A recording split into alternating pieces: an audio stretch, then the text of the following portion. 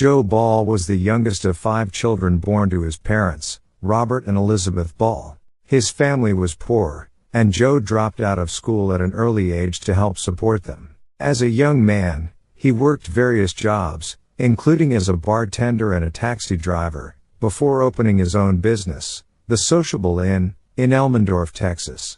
Ball's criminal activities began in the mid-1930s, when young women began to disappear in the area around the Sociable Inn. Ball's second wife, Dolores Goodwin, was his accomplice in some of these crimes, and together they would lure young women to the inn with the promise of jobs or romance before killing them. The third confirmed family to be victims of Joe Ball's crimes was the McLaughlins, a mother and her 2 daughters. On August 23, 1937, Hazel McLaughlin and her daughters, 16-year-old Julia and 14-year-old Margaret, disappeared from their home in San Antonio. Their bodies were found several weeks later on Ball's property, along with the remains of at least 20 other women.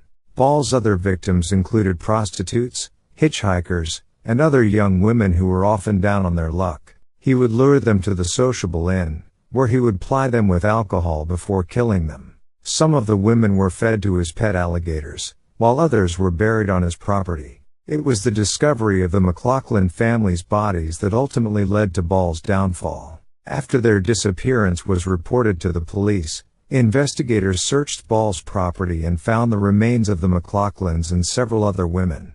Ball's accomplice, Clifford Wheeler, was arrested and eventually gave a detailed confession, which implicated Ball in the crimes. Ball committed suicide in his jail cell before he could be brought to trial.